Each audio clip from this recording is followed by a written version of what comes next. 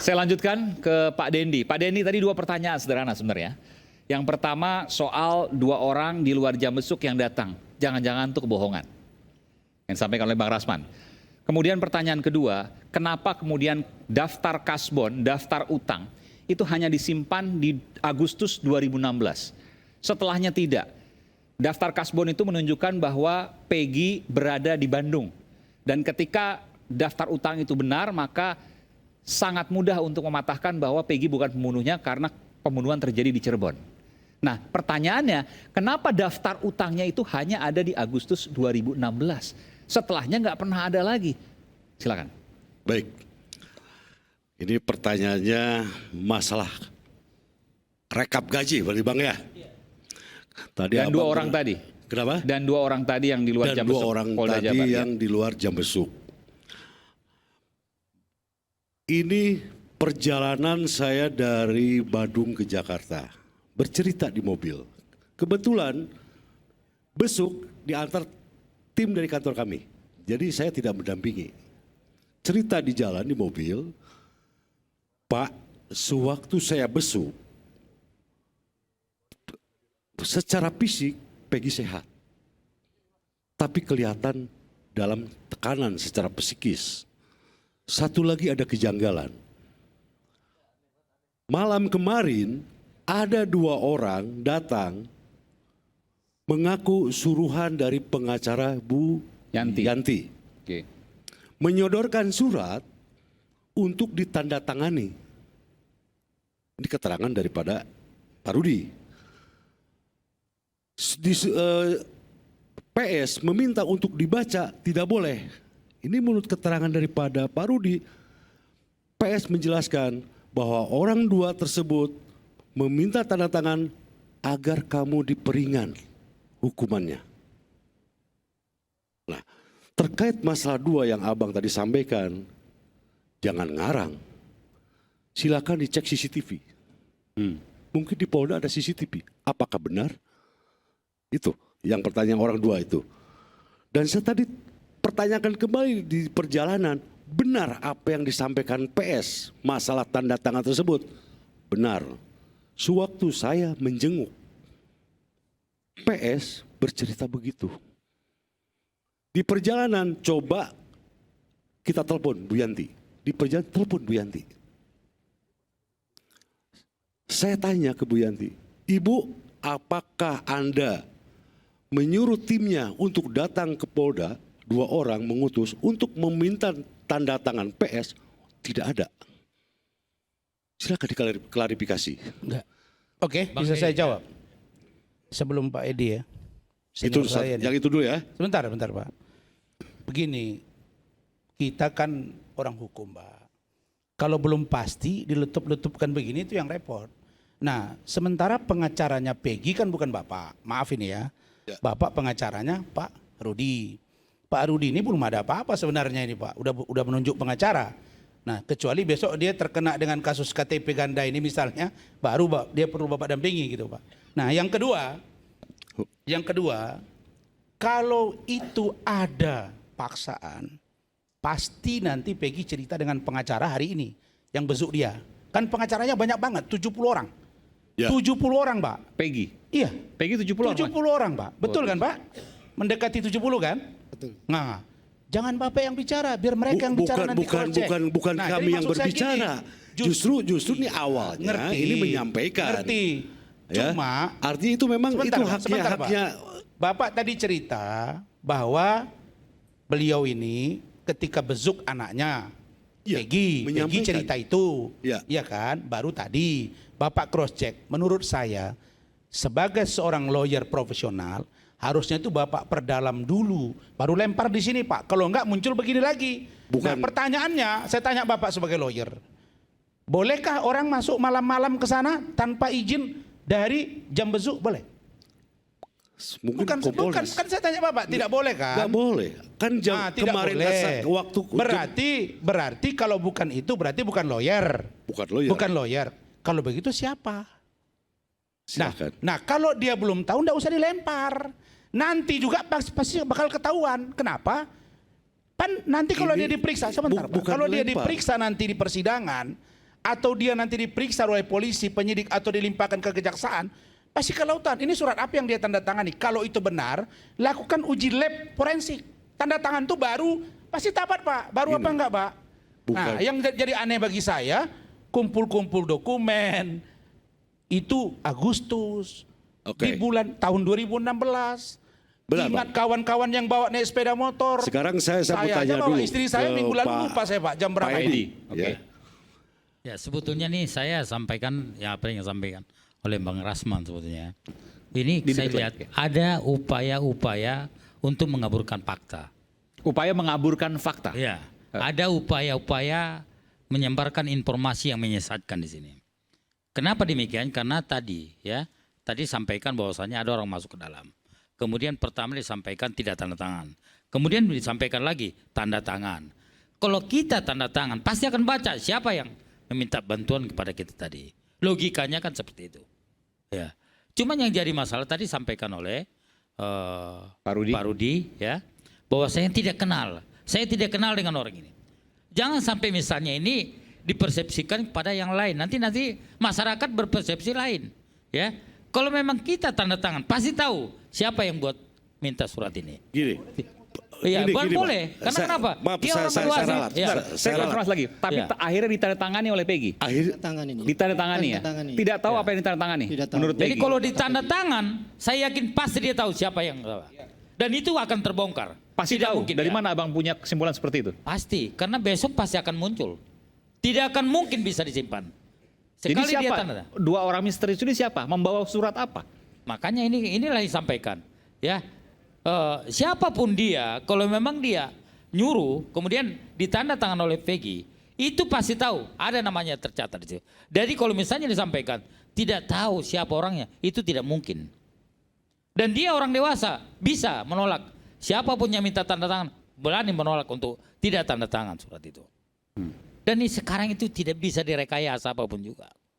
Semua transparan, ya.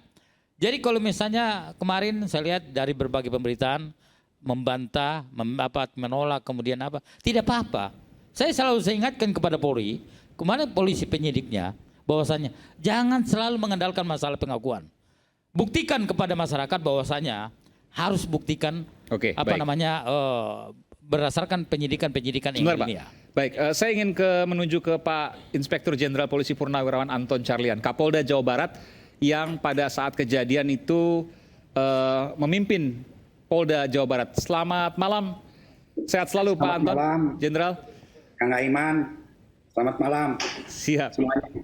Iya, Jenderal, saya ingin bertanya, ini tadi barusan ada dua data yang menurut saya menarik yang belum pernah terungkap sebelumnya dan baru kemudian ada disampaikan oleh ayah dari Peggy. Sebelum saya menanyakan soal kasus Peggy terkait dengan penyelidikan dan sebagainya pada 2016. Mungkinkah ada orang yang bisa masuk ke Polda Jawa Barat di luar jam besuk untuk membawa kertas dan dalam tanda kutip ya, memaksa untuk tanda tangan? Begitu betul ya Pak Rudi ya? Betul. Betul, oke. Silakan Pak Anton, Jenderal, silakan. Baik, terima kasih. Setiap tamu yang masuk ke tahanan itu tadi betul ada jam besuk dan di tahanan itu pun juga ada CCTV dan ada tamu-tamu, daftar tamu yang harus menandatangani siapa sebetulnya yang besuk tersebut. Kemudian tempat penandatanganannya juga di mana? Apakah di tahanan itu sendiri atau di luar? Ini kan belum jelas. Tapi yang jelas hal itu akan sangat mudah diketahui. Bisa diketahui dari penjaga tahanan saat itu, bisa diketahui oleh satu selnya saat itu, betul tidak jam segitu akan keluar. Sehingga di sini ya harus kita buktikan bersama. Betul sekali kata Bang Edi Hasibuan, itu pasti akan terungkap. Dan memang di luar jam besuk ya tidak boleh ada yang besuk. Karena ada jangankan jamnya, hari-harinya pun juga jam besuk itu tertentu. Tidak setiap hari bisa besuk. Nah ini pun juga perlu didalami lebih teliti. Kenapa? Kalau memang ada, kenapa sampai kebobolan? Begitu. Karena ini jangan sampai tadi pun juga mengaburkan informasi-informasi, membuat sebuah hal-hal yang lain yang ingin mengalihkan kasus ini sendiri. Justru yang paling penting sekarang ini bagaimana problem solving memecahkan kasus ini sebagaimana arahan Bapak Presiden agar lebih terang benderang. Oke. Jangan menyebar ke mana-mana. Itu yang Baik. paling penting. Jenderal, saya ingin bertanya, pada waktu itu kasusnya kan di Polres Kota Cirebon, Jawa Barat. Lalu kemudian tim gabungan dari Polda Jawa Barat juga ikut menyelidiki dan menyidik kasus ini. Tentu Jenderal juga mengetahui karena pada saat itu adalah Kapolda Jawa Barat pada saat kejadian. Saya ingin bertanya, Pak Presiden baru-baru ini mengatakan jangan ada yang ditutupi, bila ada ya, dan buka transparan. Kemudian ada muncul berbagai isu, ada anak pejabat, anak kepala daerah, anak pejabat kepolisian dan lain sebagainya. Apakah Jenderal melihat hal tersebut pada saat kejadian? Tentu Jenderal juga melihat sebagai Kapolda mengetahui kasus ini. Betul sekali, saya sangat mengetahui kasus ini Agustus, saya kebetulan masuk 16 Desember. Jadi sudah hampir P21. P21-nya itu tanggal 23 Desember. Tapi sudah diserahkan berkas lengkap ini bulan September. Berkas lengkap ke kejaksaan ini sudah diserahkan bulan September. Jadi ketika saya masuk, proses aktivitas ini sudah selesai. Bukan berarti saya mau istilahnya tidak bertanggung jawab. Namun apapun juga, apabila itu jadi tanggung jawab saya siap bertanggung jawab. Kapanpun juga. Kemudian masalah ini justru ya terjadi pembiasan. Seperti contohnya saja, adanya tersangka-tersangka yang melibatkan ujung-ujungnya melibatkan ya institusi Polri, institusi dulu tempat saya bekerja. Apapun juga, kemanapun juga itu melibatkan. Satu, masalah TSK misalkan, ada DPO katanya putranya yang sekarang jadi pati. Ya, saat itu ada memang Kapolresnya F, Brigjen F. Nah itu pun juga baru menjabat sebagai Kapolres itu 6 Desember.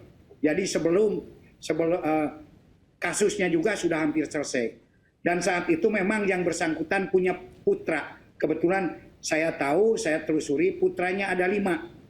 Yang 4 putri dan yang putra 1 orang yang bungsu yang diduga saat itu sebagai pelaku saat 2016 baru berumur 2 tahun. Baru berumur 2 tahun. Apakah mungkin seseorang yang berumur 2 tahun jadi DPO? Nah ini pun juga kan pembiasan informasi yang ujung-ujungnya kenapa harus kepada para anggota. Kemudian yang kedua pun juga masalah ada katanya anaknya mantan bupati. Padahal yang dimaksud adalah bupati yang sekarang. Itu jadi bupati pun juga tahun 2022. Dan memang ada putranya yang bernama A. Tetapi maaf saja, itu sekolahnya di Jakarta pada tahun 2016. Dan tidak pernah ke Cirebon.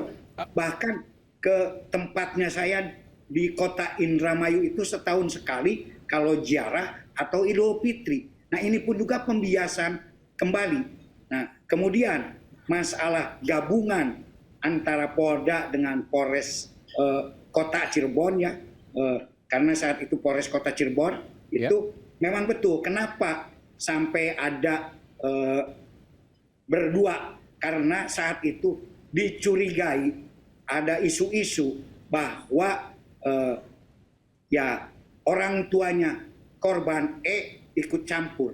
Makanya biar tidak adanya ikut campur, ambil alih ke Polda. Oh itu, jadi ini baru tahu saya Pak. Jadi gini, jadi pada waktu itu Polda Jabar ikut dalam proses penyelidikan dan penyidikan, itu bukan karena ada isu anak pejabat kepolisian ya, bukan karena anak korban, bukan justru untuk menjaga netralitas. Netralitas karena korbannya adalah anak dari Pak Rudiana waktu itu ya? Ya, Pak Rudiana. Oke. Justru itu. Dan Makanya- tidak pernah ada Jenderal bahwa isu anak pejabat tinggi kepolisian atau pejabat kepolisian atau pejabat Polres kepolisian yang terlibat dalam kasus ini pada waktu itu 2016 belum pernah ada isu itu. tidak pernah ada. Justru Oke. sekarang inilah. Baru sekarang ini. Baru sekarang inilah. Justru dari yang 8 tersangka ini yang menunjukkan awalnya itu Iya, adalah iya, yang clear. ada PS, ada Andi, ada Iya, iya. Dani. Itu semuanya itu. Oke, Dan jadi itu kenapa? pembiasan informasi yang baru terjadi Pembiasan sekarang. informasi. Yang dulu Kalau sebenarnya menurut saya pembiasan Jenderal juga informasi. lihat tidak pernah ada indikasi ke arah sana. Tidak pernah ada indikasi. Tapi Baik. sekarang apapun juga ujung-ujungnya seolah-olah ya institusi Oke. Polri yang salah. Baik. Dan juga kenapa tadi ini masalahnya PS yang menjadi satu tersangka gitu. Karena satu rumah yang digerebek yang saat itu ditujukan oleh 8 tersangka rumah PS. Dan itu adalah rumah PS yang sekarang ditangkap. Oke. Kemudian juga ada signifikan yang Baik. sangat berkaitan. Satu, nama samaran Robi, kedua Perong, ketiga adanya motor yang memang dirilis oleh di Reskrim dan kemudian saya juga kalau boleh menanggapi masalah Bon, memang mohon maaf Ya, silakan. saya kalau slip gaji namanya sudah diberikan, tidak disimpan oleh orang yang lain, disimpan oleh yang bersangkutan. Dan biasanya sebulan 2 bulan juga sudah dibuang. Nah, ini ada satu ya bukan suatu kecurigaan lah.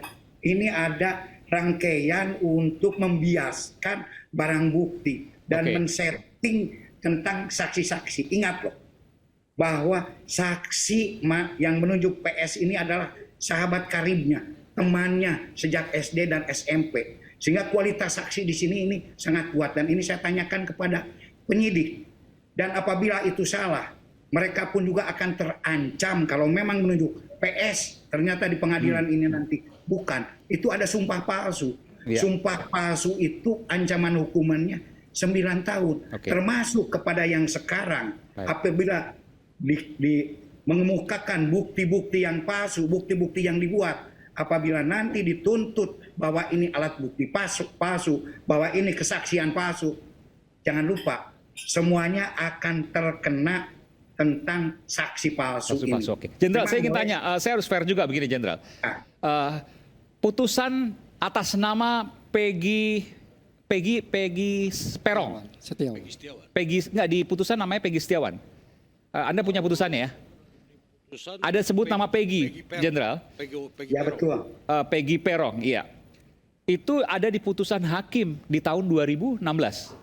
Ya betul sekali ada di putusan hakim. Nah, pertanyaannya, 2016. sebegitu sulitkah polisi untuk mengejar Peggy sampai 8 tahun? Dan ya karena kita tahu mungkin apakah karena viral dan sebagainya kita tidak tahu. Tapi sebegitu sulitnyakah mengejar seorang Peggy pada waktu itu? Jenderal pada waktu itu kan Kapoldanya. Apa yang terjadi pada waktu itu sesungguhnya? Kami ingin mengetahui. Silakan Jenderal. Baik, ini pun juga jadi satu pertanyaan kami. Memang saat itu sebetulnya bisa saja tidak terlalu sulit. Tapi saat itu kasus ini tidak menjadi satu atensi khusus. Dan Polri saat itu penyidik berpuas diri. Sudah ditangkap 8 orang. Dan juga memang adanya soliditas di antara mereka itu sendiri untuk mengaburkan yang ketiga DPO ini.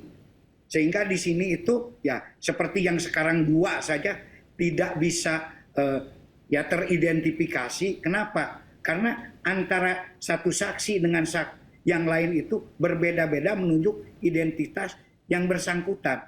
Hanya yang paling ya, signifikan adalah PS. Kenapa PS? Karena rumahnya pernah digerebek. Kemudian juga nama-nama samaran dan bukti lain. Nah justru di sini kenapa 8 tahun tidak terungkap? Karena yang bersangkutan itu sendiri sudah tidak pernah ke Cirebon lagi. Dan ini menjadi pelajaran mahal bagi siapapun penyidik terkait dengan kasus apapun. Ketika ada buronan yang muncul dalam putusan pengadilan, maka harus dikejar, jangan kemudian memunculkan PR berikutnya.